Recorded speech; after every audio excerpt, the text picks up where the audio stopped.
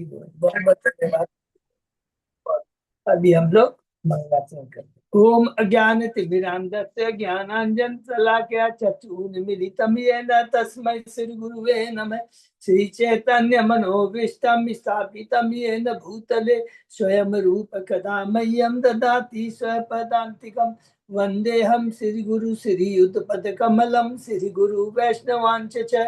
श्री रूपं साग्र जातं सहगण रघुनाथं पितं तं सजीवं स्वाद्वैतं सावधूतं परिजं सहितं कृष्ण चैतन्य देवं। श्री राधा कृष्ण पादान सहगण ललिता श्री विशाखावितांत च। नम ओम विष्णु पादाय कृष्ण प्रेष्ठाय भूतले श्रीमते भक्ति वेदांत स्वामिन इति नामिने। नमस्ते सारस्वती देवे गौरवाणी प्रचारिणे निर्विशेषा शून्यवादी पाश्चात्य देश तारिणी। वांछा कल्पतरुभ्यस्य कृपा सिन्धुभ्येव च पतितानां पावनेभ्यो वैष्णवेभ्यो नमो नमः। नमो महावदान्याय कृष्ण प्रेम पदायते कृष्णाय कृष्ण चैतन्य नाम्ने गौरत्विषे नमः। हे कृष्ण करुणा सिंधु दीन बंधु जगतपते गोपेश गोपिका कांत राधा कांत नमस्तुते। तप्त कांचन गौरांगी राधे बिंदाबनेश्वरी विषभानुसुते देवी प्रणमामि हरिप्रिये। नीलांचल निवासाय नित्याय परमात्मने बलवत् सुभद्रायां जगन्नाथाय ते नमः। जय श्री कृष्ण चैतन्य प्रभु नित्यानंद श्री अद्वैत गदाधर श्रीवासादि गौर भक्त बिंद मुखम करोति वाचालम पंगु लंघ्य गिर यत्कृपातमहं वन्दे श्री गुरुमदीनतारिणं परमानंद माधवम श्री चैतन्येश्वरम। हरे कृष्ण कृष्ण कृष्ण हरे हरे हरे राम राम राम हरे हरे। श्री श्री मंगलाचरण की जय। शिला प्रभुपाद की जय। हरे कृष्ण।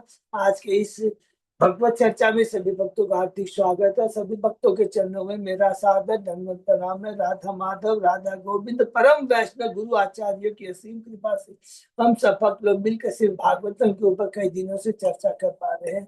अभी हम लोग कैंटो 11 के तीसरे अध्याय में हैं और अभी तक हमने जो भी चर्चा की है कैंटो 11 को बहुत ही संक्षेप में दोहराते हैं।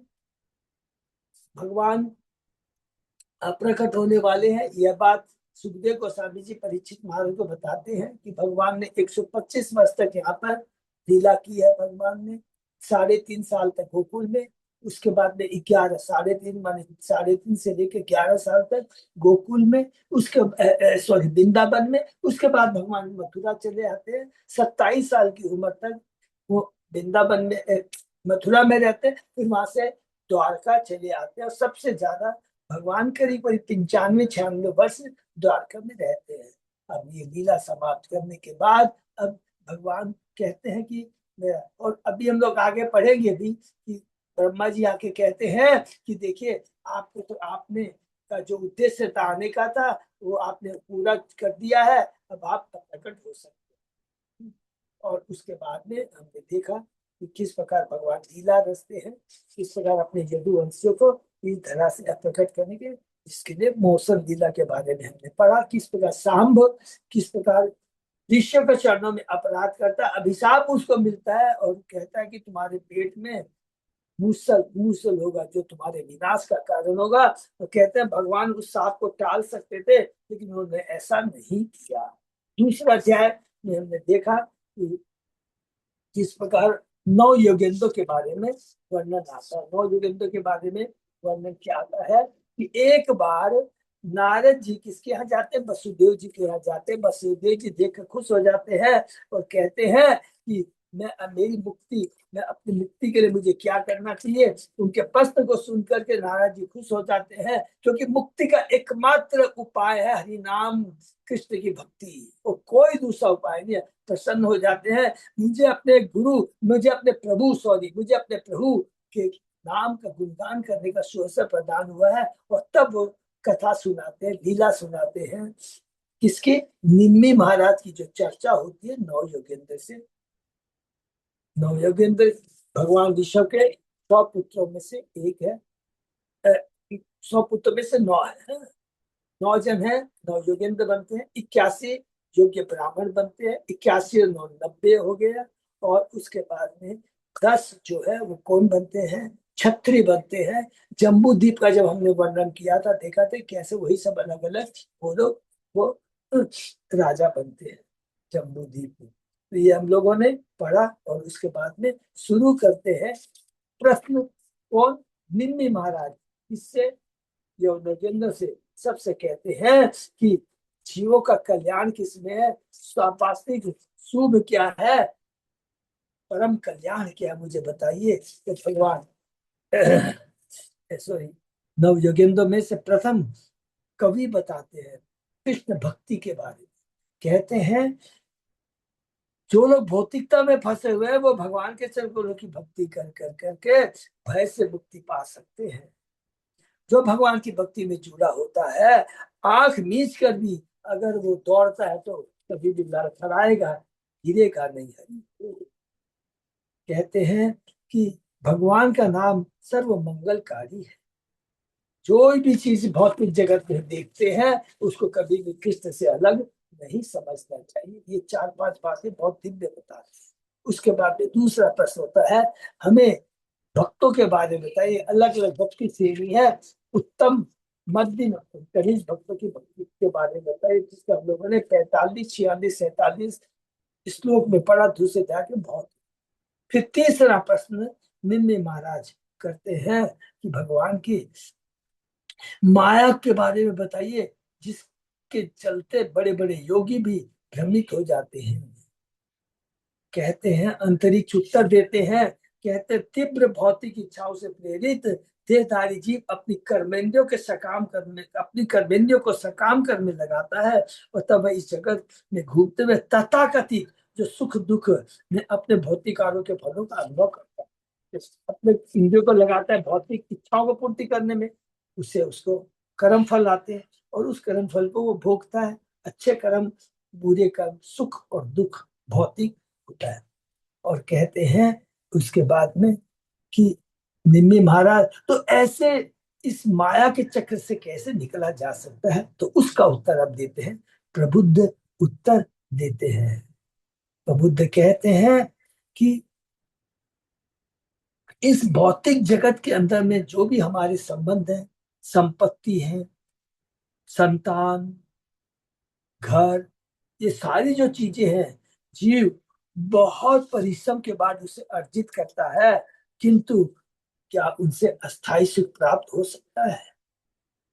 अतः जो व्यक्ति गंभीरता पूर्वक असली सुख की इच्छा रखता है उसे क्या करना चाहिए, जिसकी अभी तक चर्चा चल रही है, प्रामाणिक गुरु की खोज करनी चाहिए और दीक्षा द्वारा उसकी शरण ग्रहण करनी चाहिए। वह जो प्रामाणिक गुरु होता है वह विचार बस द्वारा शास्त्रों में पूरा निपुण होता है, शास्त्रों से अवगत रहता है। ऐसे महापुरुष जिन्होंने समस्त भौतिक इच्छाओं को त्याग कर भगवान की शरण ग्रहण कर ली है, वही वास्तव में प्रामाणिक गुरु है। और उसके बाद में कहता है, प्रामाणिक गुरु को प्राण तथा आराध्य देव मानते हुए शिष्य को चाहिए कि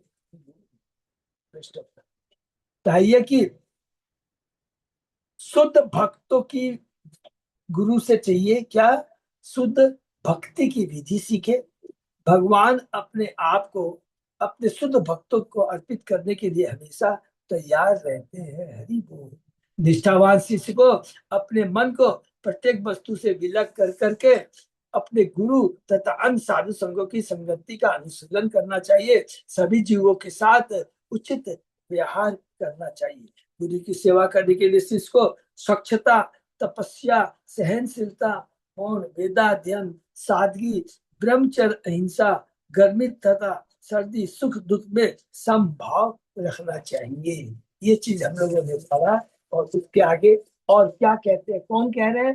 प्रबुद्ध। पहला कवि, दूसरा हवि, तीसरा अंतरिक्ष और अभी प्रबुद्ध बता रहे हैं। तो हम लोग आज इसके ऊपर चर्चा करेंगे, आगे चर्चा बढ़ाएंगे। ओम नमो भगवते वासुदेवाय। ओम नमो भगवते वासुदेवाय।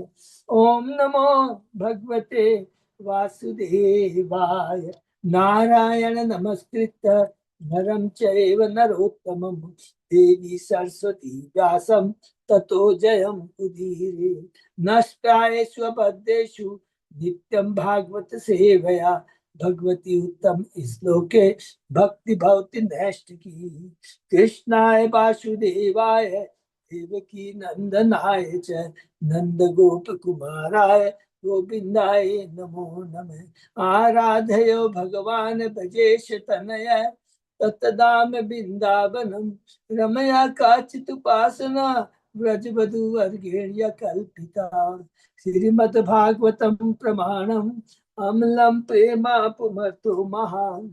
श्री चैतन्य महाप्रभो मतम् इदं तत् आदरो न पर। हरे कृष्ण कृष्ण कृष्ण हरे हरे हरे राम राम राम हरे हरे। कैंटो 11 चैप्टर 3 श्लोक नंबर 25। बहुत बहुत धन्यवाद अच्युत दास को। हम लोग शुरू करते हैं। तो पहले लास्ट श्लोक में क्या बताया है कि जो शुद्ध भक्त होता है उसमें जो गुण बताए गए इसके बारे में लोगों ने पढ़ा। और आगे वो क्या कहते हैं प्रभु। सर्वत्र आत्म ईश्वर अनविक्षाम केवल्यम अनिकेतताम विविक्त विविक्त चीर वसनम संतोषम ये न केनचित। मनुष्य को चाहिए कि अपने को नित्य आत्मा के रूप में और भगवान को हर वस्तु का परम नियंता देखते हुए ध्यान करे। हरि बोल।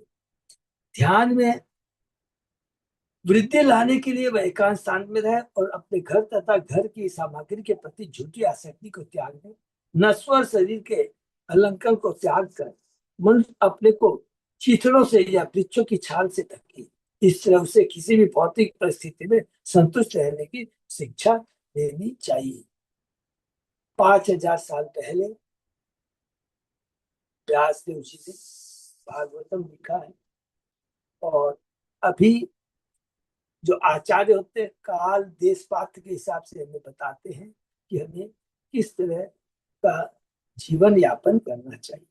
कैवल्यम का अर्थ है एकांतवास अर्थात भौतिक उत्पादों से मुक्त स्थान। इससे मनुष्य को वैष्णव की संगति में रहना चाहिए। हरि बोल।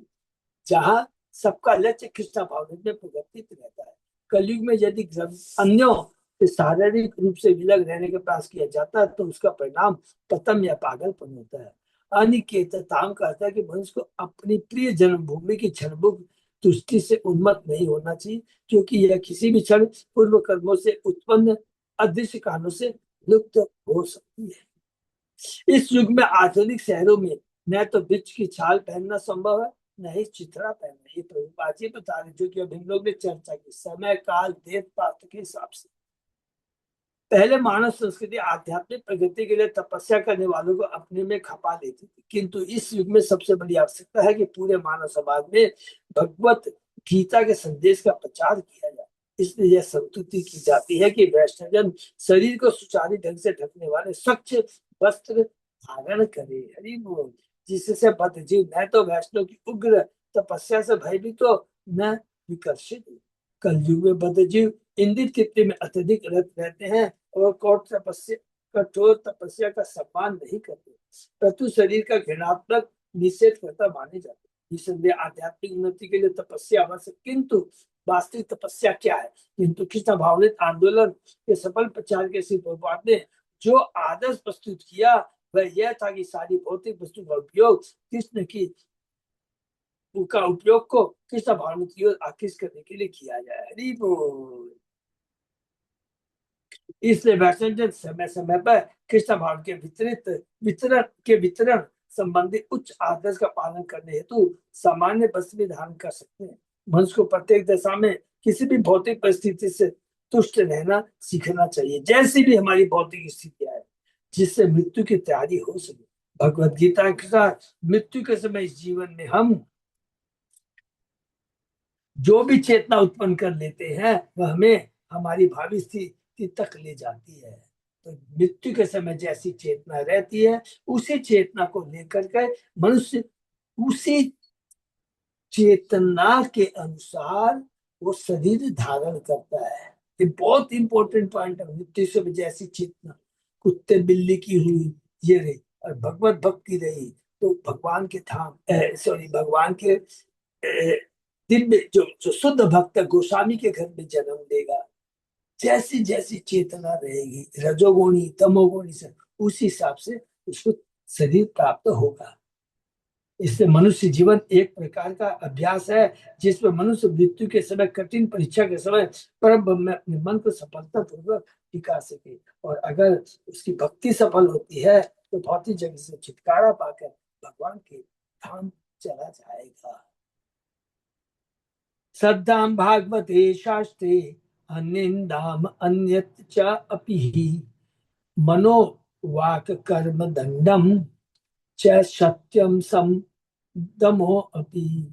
मनुष्य को यह अटूट श्रद्धा होनी चाहिए कि उन शास्त्रों का अनुसरण करने से उसे जीवन में पूर्ण सफलता मिलेगी जो भगवान के यश का वर्णन करते हैं। हरि बोल। व्यास देव जी ने भी, सॉरी, नारद जी ने भी व्यास देव जी को यही सलाह दी थी। कैंटो वन के अंदर में हम जो पढ़ रहे हैं 5 और 6 अध्याय में, 4, 5, 6 तीनों। इसी के साथ अन्य शास्त्रों की निंदा करने से उसे अपने को बचाना चाहिए। उसे अपने मन, वाणी तथा शारीरिक कर्मों पर कठोर नियंत्रण रखना चाहिए। सदैव सच बोलना चाहिए और मन तथा इंद्रियों को पूरी तरह वश में रखना चाहिए। इंद्रियों को वश में रखने का एकमात्र बहुत सहज साधन है अपनी इंद्रियों को भगवान की सेवा में लगा देना। चेतन चैता के मध्य लीला के 22वें अध्याय में भगवान कहता है श्रद्धा की परिभाषा इस प्रकार से है। श्रद्धा शब्द विश्वास कहे सुदृढ़ निश्चय, कृष्ण भक्ति कह लो सर्व कर्म कृत है। हरि बोल। कृष्ण की परिभाषा भक्ति करने पर मनुष्य समस्त गौण कर्मों को अपने आप कर लेता है। भक्ति संपन्न करने के लिए अनुकूल दृढ़ विश्वास ही श्रद्धा कहलाती है। हरि बोल। तो भक्ति भी शुरू होती है श्रद्धा से। इस भक्त को आश्वस्त रहना चाहिए कि भागवत शास्त्र के आदेशों का जो सीधे तौर पर भगवत भक्ति का वर्णन करते हैं, पालन करते हुए वह समस्त ज्ञान तथा जीवन सिद्धि आसानी से प्राप्त कर सकता है। श्री विश्वनाथ चक्रवर्ती ठाकुर के अनुसार मनोवाक काय दंडम का अर्थ है मनसा वाचिक कायिक विकर्म राहित्यम। मन, वाणी तथा शरीर के सारे पापुल कार्यों का परित्याग। जैसा कि शील प्रभुपाद ने बारंबार सुझाया कि इंद्रिय संयम का अर्थ इंद्रिय के कार्य को बंद करके सौ बनना नहीं है, अपितु अपने मानसिक, वाचिक तथा शारीरिक कार्य को कृष्ण की सेवा में लगाना है, अपने इंद्रियों को भगवान की सेवा में लगाना है। इसलिए रूप गोस्वामी ने कहा है भक्ति रसामृत सिंधु के अंदर में, यह यस्य हरे दास्य कर्मणा मनसा गिरा दिखलासु अपनी अवस्थासु जीवन मुक्त से उच्चते। अपने शरीर, मन तथा बुद्धि तथा वाणी से कृष्ण की सेवा में कर्म करते मनुष्य इस जगत में भी मुक्त पुरुष है। हरि बोल। इस भौतिक जगत में रहते हुए भी मुक्त पुरुष है। ऐसा नहीं है इसको भौतिक छोड़ जगत से जब तक नहीं छोड़ेंगे मुक्त नहीं कहलाएंगे। नहीं, मुक्ति का मतलब है असत्य चीजों के प्रति जो आसक्ति है उसको पूर्ण रूप से काट देना और केवल अपनी सारी इंद्रियों को भगवान की सेवा में पूर्ण रूप से लगाना।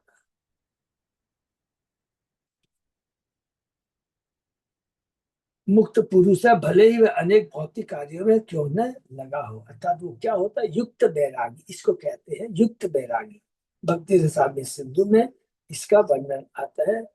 इस तरह मनुष्य विकर्म राहित्यम को प्राप्त होता है, अर्थात 24 घंटे कृष्ण की सेवा में अपनी इंद्रिय, मन, बुद्धि तथा वाणी लगाने से मनुष्य अवैध पाप का से छुटकारा पा सकता है। भगवत गीता में भगवान किसे कहते हैं कि केवल वे पुण्यात्मा जो विकर्म रहित अर्थात पाप में जीवन से पूर्णतः मुक्त है इस भौतिक प्रकृति के मोह में दिल से छुटकारा पा सकते हैं। समत्वम द्वंद्व संग्रह, भगवान कहते हैं ये शाम स्वतंत्र गतम पापम जना नाम पुण्य कर्म नाम ते द्वंद्व मोह निर्मुक्ता भजन्ते माम दृढ़ता।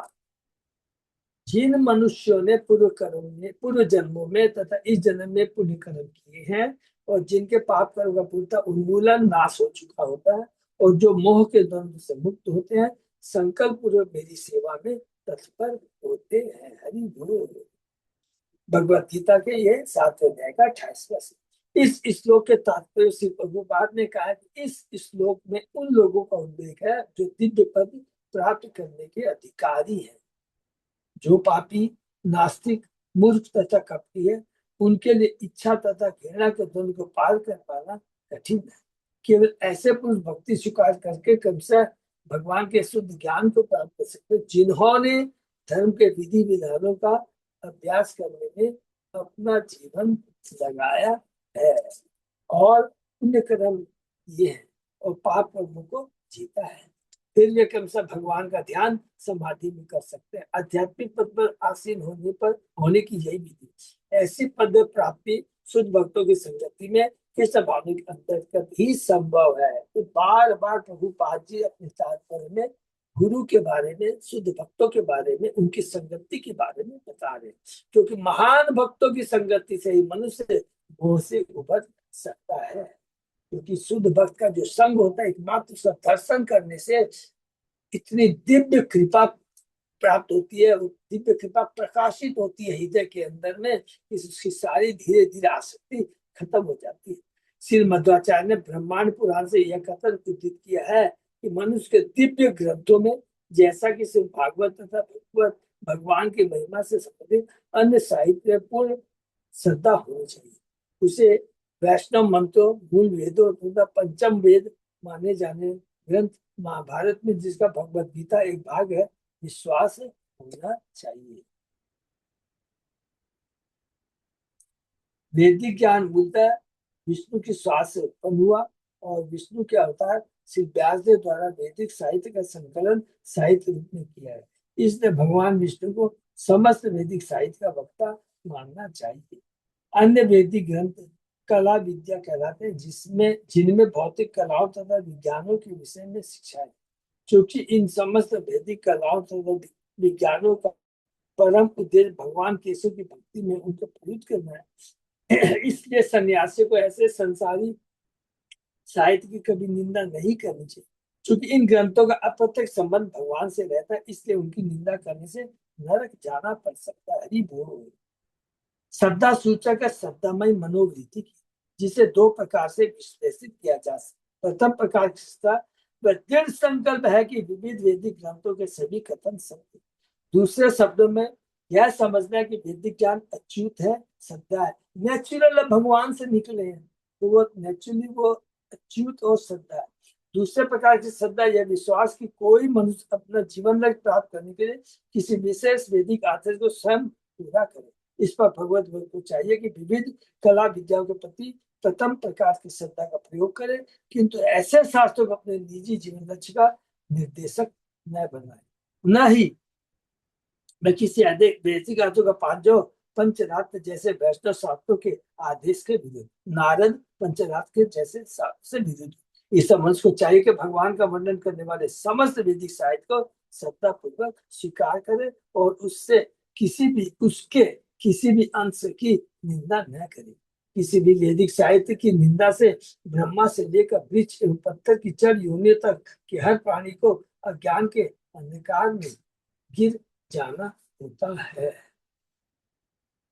क्या क्या लिखा है? ब्रह्मा से लेकर वृक्ष तक, एक वृक्ष पत्थर की जड़ से हर प्राणी को अज्ञान के अंधेरे में गिर जाना होता है। इस तरह सूरों अर्थात देवताओं या कि महर्षियों तथा भगवत भक्तों को समझना चाहिए कि पंचरात्रिक ग्रंथ, चारों वेद, मूल रामायण से भागवत तथा अन्य पुराण एवं ये सभी वैदिक साहित्य हैं, जो भगवान की श्रेष्ठता सिद्ध करते हैं और भगवत भक्तों की आध्यात्मिक प्रगति उनके अद्वितीय दिव्य पद को बतलाने वाले। वैदिक साहित्य के प्रति अन्य कोई दृष्टिकोण होना मोह वैदिक साहित्य के प्रति अन्य कोई दृष्टिकोण मोह माना जाएगा। तो वेदों का जो मूल लक्ष्य क्या है? भगवान के बारे में जानना, भगवान की भक्ति के बारे में जानना, और उसके अलावा अगर हमारा कोई दृष्टिकोण रहता है तो क्या मोह माना जाएगा, वो हमारा बंधन का कारण होगा। किसी भी धार्मिक साज का चरम लक्ष्य यह समझना है कि भगवान हर एक के नियंता है और भगवत उनसे भिन्न नहीं है। यद्यपि ऐसे भगवत को उनकी आध्यात्मिक प्रगति के स्तर के अनुसार मानना चाहिए। भगवान श्री कृष्ण भगवत गीता में कहा है कि वेदस्य सर्वमेव वेद वेत्ति, बहुत इंपॉर्टेंट है। वेदांत की वेद विदेह चार, समस्त वेदों से मुझे ही जानना चाहिए। मैं वेदों का रचयिता हूँ और वेदों का ज्ञाता हूँ। इसी प्रकार भी कहते हैं भगवत गीता में, यस्मात् अक्षरमातीतो अहम्, अक्षर अक्षरादपि चोत्तम अतो अस्मि लोके वेदे च पतित पुरुषोत्तम। चूंकि मैं छठ अक्षर दोनों से परे हूँ और चूंकि मैं सर्वश्रेष्ठ हूँ, अतः मैं इस जगत में तथा वेदों में परम पुरुष के रूप में विख्यात हूँ। हरि बोल। श्री भक्ति शास्त्री ठाकुर कहते हैं कि प्रामाणिक वैष्णव गुरु के चरण कमल शरण किए बिना पिछले श्लोकों में वर्णित देवी गुणों को संपुष्पन कर पाना कठिन है, जो कि अभी हम लोगों ने पढ़ा था, जो गुणों के बारे में जस्ट जो आज शुरू किया था 24वां नंबर जो भी। तस्मात् गुरुम प्रपद्येत जिज्ञासु से उत्तमम। इस संदर्भ में उन्होंने निम्नलिखित वक्तव्य उद्धृत किया।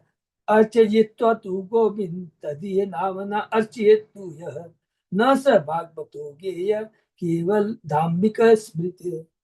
जो व्यक्ति भगवान गोविंद की पूजा करता है किंतु उनके भक्तों की पूजा नहीं करता, उसे भगवत भक्त नहीं अपितु मिथ्या अहंकार ग्रस्त समझना चाहिए। जिसने कृष्ण के शुद्ध भक्त के चरण कमलों की शरण ग्रहण कर ली है, उसके लिए भगवान की पूजा करना बहुत सरल हो जाता है। हरि बोल। शुद्ध भक्तों की संगति, उनका संग, उनके आदेश का पालन करना, ऐसे शरणागत के लिए कृत्रिम तपस्या की कोई आवश्यकता नहीं है। इस संदर्भ में श्री भक्ति साहब ठाकुर ने नारद पंचराज से निम्नलिखित वचन उद्धृत किया। आराधितो यदि हरितपसा ततः किम, नाराधितो यदि हरितपसा ततः किम, अंतर बहिर्यदि हरितपसा ततः किम, न अंतर बहि यदि हरितपसा तत्किम। यदि कोई भगवान हरि की पूजा करता है तो फिर बाह्य तपस्या करने से क्या लाभ। बहुत सुंदर है। और यदि कोई भगवान हरि को नहीं पूजता तो ऐसी तपस्या उसे बचा नहीं सकती। यदि कोई यह समझ लेता है कि हरि अंदर तथा भाषण व्यापक, फिर तपस्या करने की आवश्यकता क्या है। हरि बोल। अर्थात सबसे बड़ी एक ही चीज क्या है कि अगर हम भगवान की भक्ति करते हैं, उसके अंदर में तप, योग, ध्यान सब कुछ अपने आप इंक्लूड होता है। क्योंकि हमने पढ़ा है जब हम भगवान की भक्ति करते हैं तो सारी इंडिया भगवान की सेवा में लग जाती है। सर्वोपाधि विनिर्मुक्तम यत् तत्वेन निर्मलम ऋषिकेन ऋषिकेन शीलम भक्ति उच्यते। और यदि कोई यह नहीं समझ सकता कि हरि सर्वव्यापक, तो उसकी सारी तपस्या व्यर्थ है। अर्थात भगवान श्री कृष्ण ही परम है। अगर हम सब कुछ वेद भी पढ़ ले, अगर ये नहीं समझ पाते हैं कि वास्तविक ज्ञान क्या है, कृष्ण का ज्ञान ही परम है, कृष्ण ही परम है। अगर कृष्ण को ये समझ लेते कि कृष्ण ही परम है तो हमारा ज्ञान पूर्ण हो जाता है और इसके बाद में कोई चीज की दरकार नहीं है। अदरवाइज क्या, जितने भी ज्ञान, भौतिक ज्ञान प्राप्त कर लीजिए, तपस्या कर लीजिए, ध्यान कर लीजिए, योग कर लीजिए, सब बेकार है। एक वैष्णव कृष्ण की भक्ति करने में सदैव संलग्न रहता है। यदि किसी भक्त को अपनी तपस्या का मिथ्या गर्व हो जाता है और यदि वह कृष्ण की सेवा न करके भौतिक वस्तुओं को अस्वीकार करने में मन लगाता है तो उसकी तथा की तपस्या भक्ति के मार्ग में अवरोध बन जाती है। भक्त को उन लोगों के भाग्य जाल से विचलित नहीं होना चाहिए जो भगवत भक्ति के विरुद्ध रहते हैं। अर्थात जो भी भगवान की भक्ति से विरुद्ध है या संबंधित नहीं है, कभी भी उसमें हमें उसके चक्कर में नहीं पड़ना चाहिए। श्री भक्ति शास्त्री ठाकुर ने दो टूक शब्दों में एकदम संक्षेप में कहा है कि जीवन की अंतिम सिद्धि पाने का एकमात्र साधन भगवान के चरण कमलों की भक्ति है। तो जीवन की अंतिम सिद्धि क्या है? हमें अपने को, अपनी जो वासुदेव अवस्था है, शुद्ध चेतना है, उसके अंदर में आना है। और जब शुद्ध चेतना में आते हैं तो दो चीज होती है कि जीव को अपने स्वरूप का ज्ञान हो जाता है कि जीवे स्वरूप कृष्ण नित्य दास, और भगवान से उसका क्या संबंध है और भगवान से पुनः बिछड़े हुए संबंध को स्थापित करने की क्या रीति है। इसलिए वैष्णव को मौनम का अभ्यास करना चाहिए। अर्थात इधर उधर की बातें, अभी मौनम का मतलब ये नहीं खाली मुंह में चुप्पी लगा के बैठ जाते, नहीं, व्यर्थ की बातें नहीं करना, प्रजल्प नहीं करना है। इसलिए वैष्णव को मौनम का अभ्यास करना चाहिए और उसे मायावादी साहित्य की जो मिथ्या तर्कों से भरा पड़ा है तथा कर्मकांड सहित की जिसने धार्मिक जीवन के नाम पर इंद्र तृप्ति को बढ़ावा मिलता है उपेक्षा कर देनी चाहिए। यदि आत्म साक्षात्कार में तुरंत सफलता न मिलने से कोई व्यक्ति दुखी रहता है अथवा यदि कोई इंद्र तृप्ति से मोहग्रस्त हो जाता है तो भौतिकतावादी पुरुषों तथा सिद्धांतों की शरण में जाने का प्रयास करता है तो उसकी भक्ति की प्रगति तुरंत रुक जाएगी। इसी तरह यदि कोई भक्त कृष्ण से भिन्न वस्तुओं के प्रति प्रेम व्यक्त करता है, कृष्ण से भिन्न वस्तुओं के प्रति प्रेम व्यक्त करता है या भक्ति की विधि अथवा भगवद गीता के 10 में त्रुटियां निकालता है जिससे वह कृष्ण के पृथक वस्तु को देख इंद्र तृप्ति में लीन होने को उचित सिद्ध कर सके तो आध्यात्मिक प्रकाश मिलने में उसे कठिनाई होगी। तो यहाँ थोड़ा सा चर्चा कर लेते। देखिए कोई भी चीज है, अभी हमने पढ़ा था, ये किसने कहा था, ये बात कवि ने कहा। कोई भी चीज, चौथा श्लोक था कवि ने जो बताया कि कोई भी चीज अगर हम सोचते हैं ये कृष्ण से अलग है, बिना कृष्ण के है, तो उससे सबसे बड़ा क्या होगा नुकसान कि उस चीज को हम अपनी इंद्रिय तृप्ति में यूज करने में प्रोत्साहित हो जाएंगे। लेकिन जब पता लगेगा ये सारी चीज कृष्ण की है, किससे संबंधित है, इसको किसकी सेवा में लगाना चाहिए, तो हमारा जीवन धन्य हो जाएगा। ऐसी मोहमय विचारधारा द्वितीय निवेश अर्थात मोह में तल्लीनता कहलाती है। इसके विपरीत यदि कोई व्यक्ति वैष्णव परंपरा से स्वीकृत हुआ वैदिक ध्वनि के प्रति आकृष्ट होता है और कृष्ण नाम कीर्तन में उत्साहपूर्वक लग जाता है तो उसका मौन अभ्यास पूर्ण हरि वो हमेशा खाली भगवान की भक्ति से ही संबंधित बातें कर, प्रजल अर्थात भक्ति से संबंध न रखने वाली व्यर्थ की बातों से बचना चाहिए। भगवान की महिमा के कीर्तन तथा गायन के बिना दिखावटी रूप में इंद्रिय संयम रखना आध्यात्मिक सिद्धि नहीं माना जा सकता। यहाँ यह उदाहरण दिया जा सकता है कि गौशाला के बहुत से पालतू पशुओं को एक दूसरे से विलग करके उन्हें ब्रह्मचर्य व्रत का पालन कराया जाता है, किंतु ऐसे पशुओं को ब्रह्मचारी नहीं कहा जा सकता ही वो। इसी तरह केवल शुष्क मनमाने तर्कों माने जो ज्ञानियों के बारे में है तथा क्षणिक तपस्या के आधार पर किसी को आध्यात्मिक रूप से बड़ा चढ़ा नहीं माना जा सकता है। उसे विपरीत विनीत भाव से वैदिक ध्वनि के संदेश को जैसा कि भगवान ने भगवद गीता में सार रूप में दिया सुनना चाहिए। वेदस्य सर्वमेव वेदांत कितने श्री भक्ति शास्त्री ठाकुर ने हमें आगाह किया है कि यदि व्यक्ति बौद्धों तथा जैनों के नास्तिक दर्शन के प्रति आकृष्ट हो जाता है जिसमें अहिंसा जैसे सांसारिक सिद्धांत का गुणगान हुआ है तो ईश्वर नीति शास्त्र में उसकी सत्ता आत्मघाती है। जो हम लोगों ने बताया कि बौद्ध जैन जो कि भगवान के साकार रूप को नहीं मानते हैं वो नास्तिक दर्शन में विश्वास करते हैं। ईश्वर विहीन नीति शास्त्र में उसकी सत्ता आत्मघाती है। अगर ये देखिए एकदम बहुत सिंपल चीज है, बहुत इंपॉर्टेंट पॉइंट है, फिर से रिपीट करते हैं।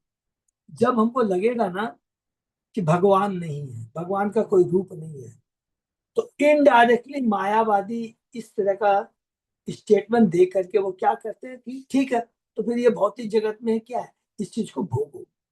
कारण कि क्या होता है कि भगवान का धाम असली सार्थक है, पूरा दिव्य है, साकार है, हम उसको नाकार देते हैं और उस दिव्य धाम का रिफ्लेक्शन ये भौतिक जगत है।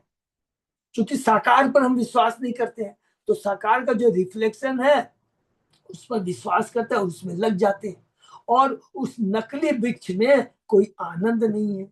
उदाहरण के लिए यदि नहीं समझ में आए तो छोटा सा एग्जाम्पल दिमाग में लेके आ जाएंगे तो सारा कंसेप्ट क्लियर हो जाएगा। क्या पेड़ के किनारे एक ओरिजिनल वृक्ष है जिसमें फेल फूल लता आम सब तरह के फल लटक रहे हैं, उसको हमने नकार दिया और उसका जो रिफ्लेक्शन नदी के पानी में गिरता है उसमें भी वही तरह का पेड़ भी दिखाई देता, उल्टा दिखाई देता, जड़ें ऊपर होती है, शाखाएं नीचे, उसमें भी फूल फल दिखाई देते, लेकिन उसको क्या भोग सकते हैं क्या? कुछ नहीं कर सकते, दिखावा। उसी तरह हम सोचते हैं भौतिक जगत में, हम जो कुछ भी सोचते हैं कि मैंने ये प्राप्त किया, ये किया, ये सब क्या है? माया है। माया इसलिए ये न हमारी आध्यात्मिक उन्नति नहीं करेगी। सारा जीवन केवल इसी भौतिक चीजों को भोगने में चला जाएगा, समय निकल जाएगा, मृत्यु आ जाएगी, और उसके बाद में पुनः अपनी चेतना के अनुसार जो दूसरी हमें दूसरा जन्म अर्थात माँ के गर्भ में पुनः हमें प्रवेश करना पड़ेगा। वो गर्भ किसी का भी हो सकता है, चींटी, कुत्ते, बिल्ली, मनुष्य, देवता, किसी का भी हो सकता है। हरि बोल। इसलिए कहा कि तो ईश्वर विहीन नीति शास्त्र में उनकी श्रद्धा आत्मघाती है। आत्मा का मर्डर जिसको बोलता है, आत्महंता जो कहलाता है। कृत्रिम तपस्या द्वारा इंद्रियों को बस में करना और सामूहिक इंद्रिय तृप्ति के लिए विशाल सामाजिक आयोजन करना, दोनों ही मानव समाज को कृत्रिम से निर्मित करने का ईश्वर विहीन प्रयास है, जिससे समाज के प्राकृतिक नेता भगवान के साथ हर व्यक्ति का नित्य संबंध छिप जाता है। जब कथाकथित नैतिक दार्शनिक मानव जीवन के कृष्ण के साथ शाश्वत संबंध को पुनर्जीवित करने के अवसर को नष्ट कर देते हैं, तो ऐसे मूर्ख व्यक्ति नीति के नाम पर मानव सबसे बड़ी हिंसा करते हैं। इसलिए कृष्णदास कविराज गोस्वामी ने कहा है, बहुत इंपॉर्टेंट बात है, श्री कृष्ण चैतन्य दया करो विचार, विचार को चित्त पावे चमत्कार। यदि आप सचमुच ही तर्क शास्त्र में रुचि रखते हैं तो उनका उपयोग श्री चैतन्य भाव की दया में कीजिए। हरि बोल। यदि आप ऐसा करेंगे तो आप देखेंगे कि ऐसी दया अति अद्भुत है। चैतन्य आदि लीला ये 8वें अध्याय का 15 श्लोक में है, जो कि हम लोगों ने इसमें पढ़ा था आदि लीला में, कि कृष्णराज के विराज गोस्वामी कहते हैं कि ये शास्त्र लिखने का क्या कारण है वो बताते हैं।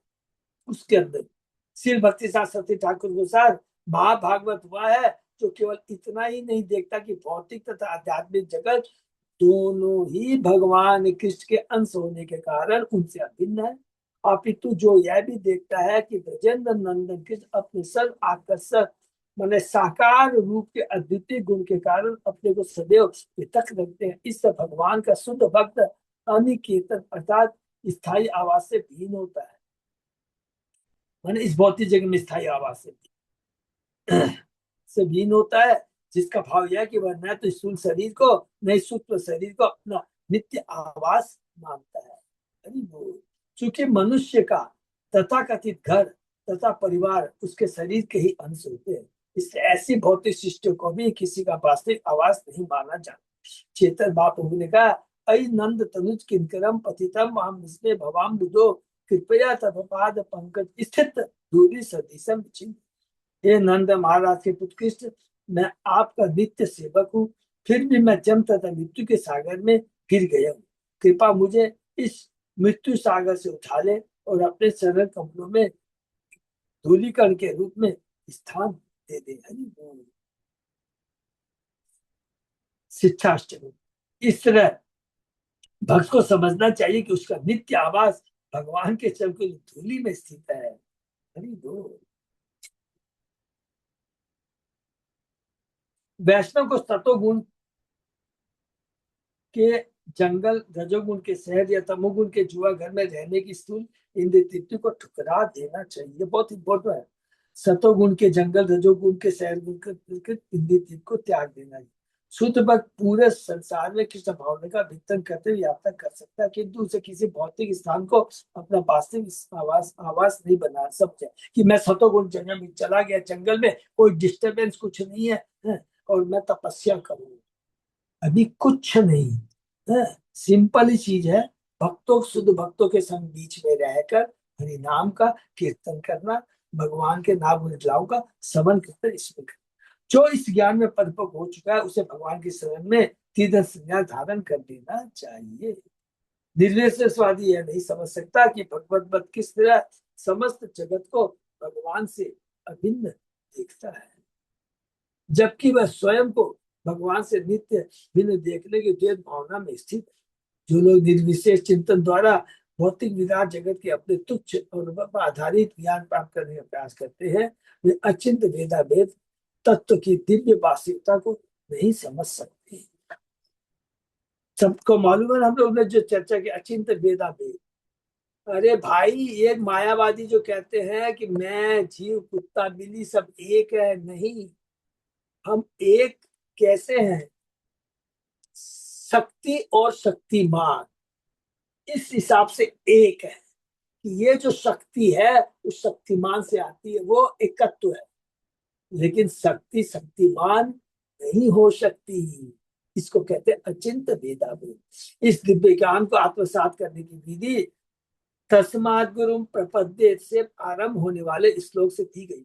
मनुष्य के लिए यह संतुति की गई है कि वह प्रमाणिक गुणी बनाकर इन श्लोकों में दिए गए निर्देशों के अनुसार उनकी सेवा करे। ऐसे आदेशों का सार यह है कि मनुष्य मायावादी हो, सकाम कर्मी हो तथा जीवन के चरम लक्ष्य के प्रति उदास रहने वालों का संग त्याग दे और भगवान के भक्तों की संगति करे।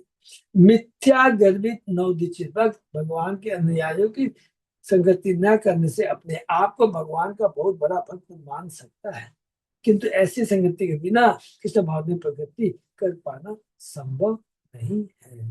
तो बार बार कह रहे हैं, यहाँ पे श्लोक में एक बार चर्चा कर लेते हैं कि करना है केवल कृष्ण की भक्ति। कोई हमें योगी ध्यानी जंगल में कुछ नहीं करना है।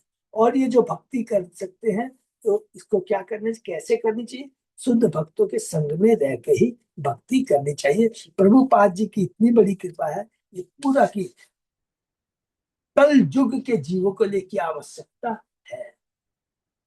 क्लियर प्रभुपाद जी ने कह दी कि इस कल युग में जंगल में जाके तपस्या करना ये संभव नहीं है। श्रवणम कीर्तनम ध्यानम हरे अद्भुत कर्मण जन्म कर्म गुणानाम च तत् अखिल चेष्टितम इष्टम दत्तम तपो जप्तम वृत्तम यत् च आत्मन प्रियम दारान सुतान गृहान प्राणान यत् परस्मे निवेदनम। मनुष्य को चाहिए कि भगवान के अद्भुत दिव्य कार्यकलापों के विषय में सुने, गुणगान करे, उनका ध्यान करे। ध्यान माने स्मरण करे, गुणगान माने कीर्तन करे उसका, और उसके बारे में श्रवण कीर्तन और स्मरण करे। उसे विशेषतया भगवान के प्राकट्य अप्राकट्य गुणों तथा पवित्र नामों में लीन रहना चाहिए। इस प्रकार प्रेरित होकर उसे अपने नैतिक समस्त कार्य भगवान को भेंट के रूप में संपन्न करना चाहिए। उसे चाहिए कि मात्र भगवान की तुष्टि के लिए यज्ञ दान तथा तप करे। उसी तरह वह केवल उन्हीं मंत्रों का उच्चारण करे जो भगवान की महिमा का गायन करते हो। उसके सारे भौतिक कृत्य भगवान की भेंट के रूप में संपन्न हो। जो भी वो भौतिक कार्य करता है वो भगवान को केंद्र में रख करके भगवान को तुष्टि के लिए करे। उसे जो भी वस्तु अच्छी या भोग्य लगे उसे वह तुरंत भगवान को अर्पित कर दे। यहाँ तक कि वह अपनी पत्नी बच्चों घर तथा अपने प्राण भी भगवान के चरण कमलों पर अर्पित कर दे, अर्थात उनको भगवान की भक्ति से जोड़ दे। ये बहुत इंपॉर्टेंट श्लोक है। तात्पर्य में प्रभुपाद जी कहते हैं कि भगवत गीता में भगवान कृष्ण ने एक आदेश दिया है, यत करोसी यत स्नासी यत जुहोसी ददासी यत पश्यसी कौन्तेय तत्पुरुष मदर। हे कुंती पुत्र, तुम जो कुछ करते हो, जो कुछ खाते हो, जो कुछ अर्पित करते हो, ये दान देते हो और जो भी तपस्या करते हो उसे मुझे भेंट स्वरूप दो। श्रील प्रभुपाद ने इस श्लोक की टीका इस प्रकार की है। इस प्रकार यह प्रत्येक व्यक्ति का कर्तव्य है कि वह अपने जीवन को इस प्रकार ढाले कि वह किसी भी दशा में कृष्ण को भूल न जाए। तो इसके लिए मात्र फिर से रिपीट करते जाएंगे, एकमात्र उपाय है कि शुद्ध भक्तों के बीच में रह कर करके अपने इंद्रियों को भगवान की सेवा में लगाना। प्रत्येक व्यक्ति को अपने जीवन निर्वाह के लिए कर्म करना पड़ता है और कृष्ण यहाँ आदेश देते कि हर व्यक्ति उनके लिए ही कर्म करे। प्रत्येक व्यक्ति को जीवित रहने के लिए कुछ न कुछ खाना पड़ता है, अतः उसे चाहिए कि वह कृष्ण को अर्पित भोजन का उच्छिष्ट ग्रहण करे। हरि बोल। अदरवाइज तो क्या पाप खाता है। अगर वो भगवान को भोग लगा करके प्रसाद ग्रहण नहीं करता है तो वो पाप को खाता है। प्रत्येक सभ्य व्यक्ति को कुछ न कुछ धार्मिक अनुष्ठान करने होते हैं, अतः किसकी संतुष्टि है इसे मेरे हेतु करे, यही अर्चन है। वो प्रत्येक व्यक्ति कुछ न कुछ दान देता है, अतः कृष्ण कहते हैं ये मुझे दो, अर्थात मेरे प्रचार कार्य में लगाओ, जिसका अर्थ है कि फालतू बचे हुए धन का उपयोग कृष्ण आंदोलन की उन्नति के लिए करो। आजकल लोग ध्यान विधि के प्रति विशेष रुचि दिखाते हैं, यद्यपि इस युग के लिए यह व्यवहारिक नहीं है। किंतु यदि कोई 24 घंटे हरे कृष्ण महामंत्र का जाप अपनी माता में करे तो वह निश्चित रूप से महानतम योगी है, इस जिसकी पुष्टि भगवद के 6 अध्याय में की गई। अनेक व्यक्ति जो कृष्ण भक्ति की ओर आकृष्ट होते हैं, वे अपने पूर्व कर्मों द्वारा संचित भौतिक संपत्ति, यश या निपुणता द्वारा मुग्ध होते रहते हैं। श्री जी गोस्वामी गुसारी ये दोनों श्लोक यह सूचित करता है कि पूर्व कर्म द्वारा किसी के संचित भौतिक ऐश्वर्य का उपयोग भगवान को भेंट रूप में होना चाहिए, नहीं तो वो बंधन का कारण हो। अपनी कीर्ति, शिक्षा, संपत्ति इत्यादि का उपयोग भगवान के मिशन को पूरा करने में करना चाहिए। कभी कभी शाली भौतिकतावादी यह प्रश्न करते हैं कि कोई अपनी संपत्ति तथा शिक्षा को भगवान की सेवा में लगाकर क्यों व्यर्थ जाने दे, जबकि इसका उपयोग नश्वर शरीर के तुष्टि के हेतु इससे अच्छे ढंग से किया जा सकता है। देखिए कितनी घटिया बातें हैं, किंतु वास्तविकता तो यह है कि हमारे पास इस शरीर सहित जो कुछ भी है वह अंततः भगवान की संपत्ति है, जो कि समस्त ब्रह्मांड का सृष्टा, पालक तथा संहार करता है। इसलिए अपने तथाकथित ऐश्वर्य को भगवान की भक्ति में लगाकर धन्य हो जाना चाहिए। ये देखिए कितनी बड़ी बात लिख दी है। अगर हमारा धन, जो भी, जिसको हमारा मत बोले, जो भी धन जो हम होल्ड करके रखे हैं, हमारी पोजीशन में है, उसको क्या है, भगवान की सेवा में हम यदि लगाते हैं तो हमारा जीवन धन्य हो जाएगा। अन्यथा जैसा कि भगवद गीता में कहा गया है, मृत्यु सर्वस्व चाहम यदि सन्निष्ठो मत स्मृति ज्ञानम बोल। भगवान मृत्यु के रूप में हमारे समक्ष उपस्थित, हमारा सब कुछ जबरदस्ती, ये दूसरा श्लोक है, मृत्यु सर्व वो तो है सर्वस्व चाहम यदि सन्निष्ठो मत स्मृति ज्ञानम, वो है 15 का 1500, ये दूसरा इसमें। इसलिए ऐसी संपत्ति को जीवित रहते शांति पूर्वक भगवान के चरण पर भेंट कर देना चाहिए, ताकि हम इस भेंट का पुण्य फल भोग सके। श्री विश्वनाथ चक्रवर्ती ठाकुर साहब, तपा का अर्थ है कि 81 जैसे व्रत रखे जाए, जिनमें मनुष्य अंततः बीज फलिया मास में 2 बार नहीं खाता। जपम शब्द द्योतक का भगवान के नामों के उच्चारण का तथा हरे कृष्ण कृष्ण कृष्ण हरे हरे, हरे राम राम राम हरे का कीर्तन करें। श्री विश्वनाथ चक्रवर्ती ठाकुर ने यह भी इंगित किया है कि मनुष्य अपने परिवार को भगवत भक्त बनाकर अपनी पत्नी, पुत्र तथा घर सब भगवान को अर्पित कर देता, साथ सबको भगवान की सेवा में लगा दे, जो हम लोग पहले चर्चा कर चुके हैं। तथाकथित पद की खोज में गर्वित न रहकर परिवार को यह समझने के लिए प्रशिक्षित किया जाए कि वे भगवान के नित्य दास हैं, और जब पूरा परिवार भगवान की सेवा में दत्तचित रहता है तो अति उत्तम स्थिति उत्पन्न होती है। श्री भक्ति शास्त्र ठाकुर ने यह इंगित किया है कि यदि मनुष्य को भागवत धर्म में दीक्षित नहीं किया जाता तो वह अपनी स्थूल इंद्रियों से प्राप्त अनिश्चित ज्ञान पर निर्भर रहेगा।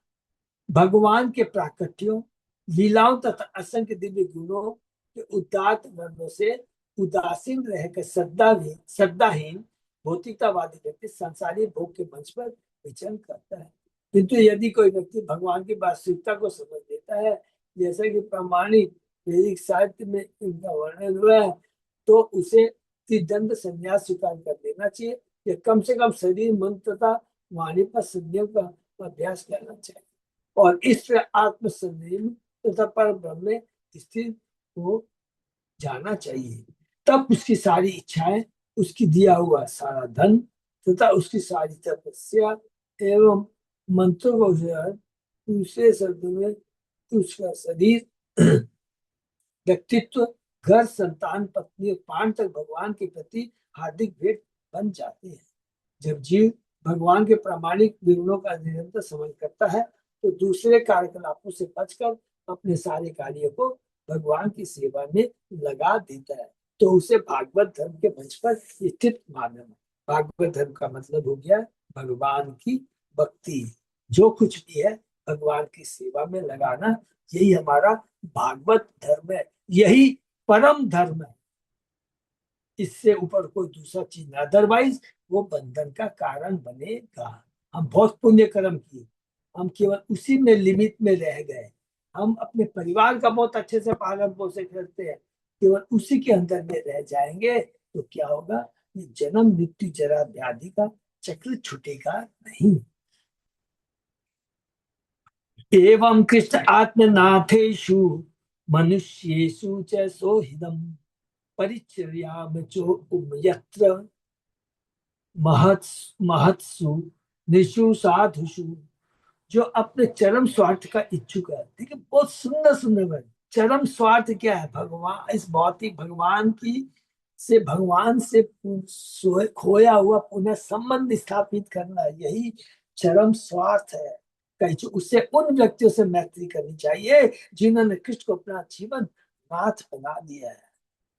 अगर भगवान के भक्तों से जुड़ेंगे तो हम लोग नाथ रहेंगे, नहीं तो वास्तव में अनाथ हो जाएंगे।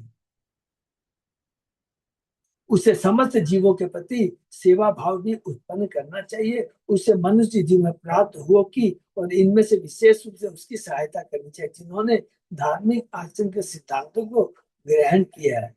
धार्मिक व्यक्तियों में से भगवान के शुद्ध भक्तों की धार्मिक व्यक्तियों में से भगवान के शुद्ध भक्तों की सेवा की जानी चाहिए। श्री भक्ति सिद्धांत सरस्वती ठाकुर के अनुसार भगवत भक्तों का सर्वप्रति कर्तव्य उन लोगों के साथ मैत्री साबित करना जो पूर्णतः कृष्ण के शरणागत है, वैसे उन्होंने शरणागति प्राप्त कर ली है। मनुष्य को चाहिए कि वह भगवान तथा उनके भक्त दोनों की सेवा करे, क्योंकि अपने शुद्ध भक्तों की सेवा किए जाने से भगवान अत्यधिक प्रसन्न होते हैं। मनुष्य को चाहिए कि वह न केवल औपचारिक तौर पर भगवान, उनके भक्तों तथा उनकी कुछ समय को नमस्कार, अपितु वह वास्तव में भगवान के प्रतिनिधियों की सेवा करे जो महाभागवत कहलाते हैं। तो यहाँ पर भी बार बार इसी बात पर जोर दिया गया है कि हमें शुद्ध भागवत की सेवा करनी चाहिए। परस्पर अनुकथनम पावनम भगवत यशः मिथो रति मिथ तुष्टि निवृत्ति मिथ आत्मन। मनुष्य को चाहिए कि भगवत भक्तों के साथ एकत्र होकर भगवान के महिमा गायन के लिए उनकी संगति करना सीखे। यह विधि अत्यंत शुद्ध बनाने वाली है।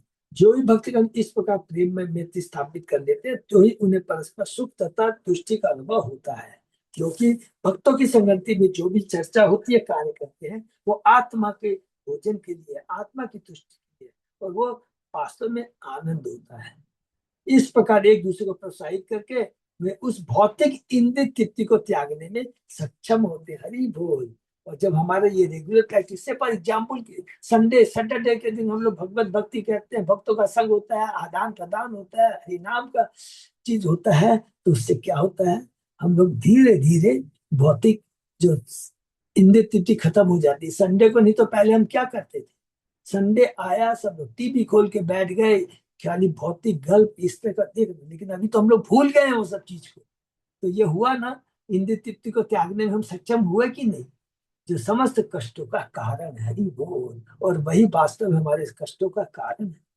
श्री सिद्धार्थ स्वामी का जो लोग कृष्ण भक्त में बड़े चले हैं, उन्हें चाहिए कि वे न तो परस्पर ईर्ष्या करें न झगड़े, ऐसी संसारी भावना त्याग कर उन्हें एक स्थान पर एकत्र होना चाहिए और परस्पर शुद्धि के लिए भगवान, परस्पर माने एक दूसरे की शुद्धि के लिए भगवान के यश तथा यश का गायन करना चाहिए। श्री विश्वनाथ चक्रवर्ती ठाकुर ने इंगित किया है कि भगवान का महिमा गायन शुद्ध भक्तों की संगति में संपन्न होने पर विशेष रूप से शक्तिशाली होता है। वो जब भक्तगण संकीर्तन में संलग्न रहते हैं और भगवत महिमा का गायन इकट्ठे मिलकर करते हैं तो उन्हें सर्वोच्च आनंद तथा तुष्टि मिलती है। वही जो रिपीट किया प्रभुपाद जी ने, क्योंकि ये आनंद है, आत्मा का आनंद है, तुष्टि आत्मा की तुष्टि, आत्मा का भोजन। इस तरह एक दूसरे को उस भौतिक इंद्रिय तृप्ति का परित्याग करने के लिए प्रेरित करते हैं, जो ईश्वर के साथ अवैध भोग विलास करने पर आधारित होती है। एक भक्त दूसरे से कहता है, ओह आपने तो इंद्रिय तृप्ति छोड़ दी है, आज से मैं भी इसको छोड़ देता हूँ। ये होता है भक्तों के संग का फल। मनुष्य को भक्तों के प्रति प्रेम बढ़ाना, उन्हें तुच्छ करना तथा कृष्ण सेवा के प्रतिकूल प्रतिकूल इंद्रिय विषयों का परित्याग करना सीखना चाहिए। जो भी भक्ति, जो भी कार्य कृष्ण की सेवा के प्रतिकूल है उसे त्याग देना चाहिए, जो अनुकूल है उसे स्वीकार कर लेना चाहिए। यही नहीं, उसे इस संपूर्ण ब्रह्मांड को भगवान की सेवा के लिए सार समाधि के रूप में देखना सीखना चाहिए। इंद्रिय विषयों को किसकी सेवा में लगाने से मनुष्य स्वतः उन सबों से विरक्त हो जाता है। जो जो वह भगवत भक्तों की संगति में अपने दिन बिताता है, उसका दिव्य आनंद श्रीमद भागवत और भगवत गीता की कथाएं और उनकी चर्चाएं सुनकर बढ़ता जाता है। इससे जो व्यक्ति इंद्रिय तृप्ति के रूप में माया के उत्पीड़न से छूटना चाहता है, उसे उन शुद्ध भगवत भक्तों की निरंतर संगति करनी चाहिए, जिनके पास भगवान के हिस्सोगान तथा समन तथा इस धरा पर उनके मिशन को पूरा करने का अतिरिक्त और कोई कार्य नहीं है।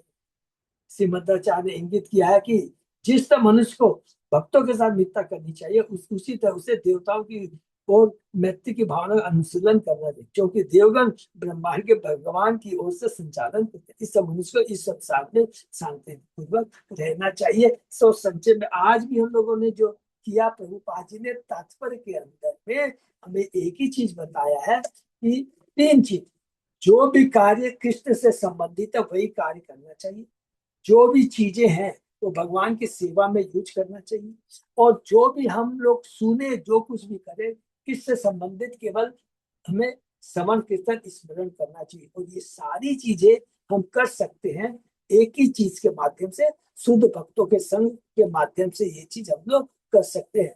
और ये सारी चीजें इसी भागवतम को पढ़ करके प्रभुपाद जी ने सारे जो भी इस नियम स्थापित किए, प्रभुपाद जी ने पूरा 100% जो भगवत शिक्षा है, आचार्यों को जो शिक्षा उसके ऊपर बना है।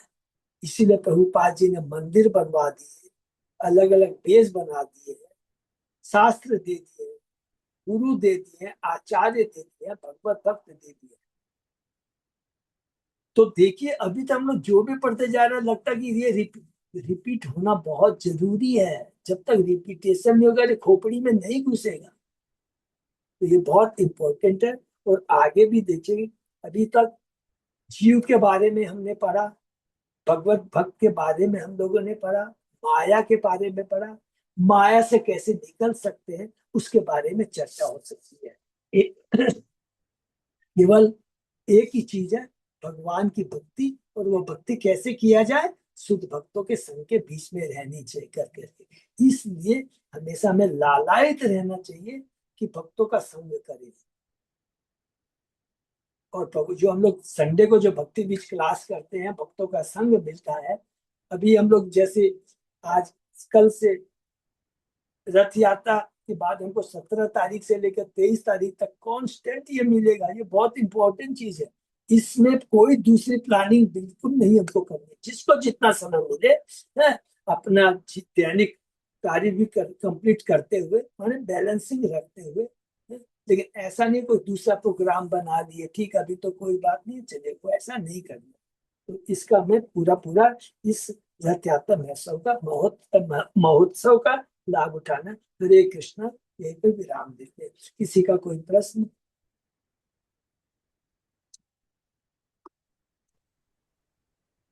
धन्यवाद, प्रणाम। धन्यवाद प्रणाम, बहुत बहुत धन्यवाद सबको। अच्युत अजय दास प्रभु। हाँ प्रभु जी। हाँ प्रभु, कुछ अपना कुछ बोलना है? बस कल रथ के बोल जो भी है, क्या बोले प्रभु? बस रथ यात्रा के लिए ही जो बोलने का है अभी, बस बस वही वही बोलना है, बस ठीक है। Thank you so much. तो सब लोग से हम लोग, अच्छा प्रभु फिर कल से क्या करेंगे? एक दिन कल से करीब तो करीब, उसके बाद भी फिर लेट हो जाती है रात में तो आने में। हाँ वो हो नहीं पाता है प्रभु, क्योंकि आते आते 10-11 बज जाती है रात को। तो इसलिए लोग थोड़ा इसको कोशिश कर देंगे रथ के विराम, बाद ही।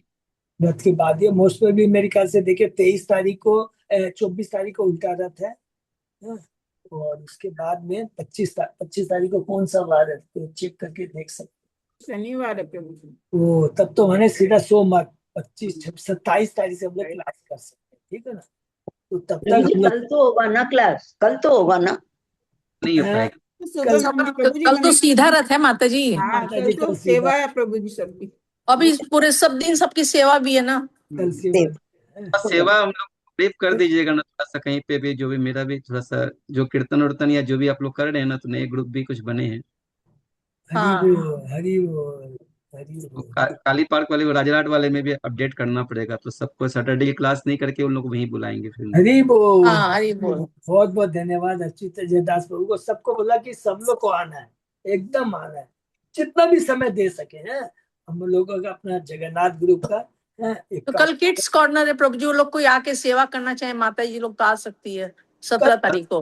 हाँ, कल नहीं, परसों परसों 17 को, हाँ परसों। परसों किसको हम लोग को दो तीन माता जी लगेंगे इसमें, और बहुत मतलब नेचुरल सिटी से काफी कम माता जी लोग आ रही हैं, सब इधर से ही कर रहे हैं हम लोग।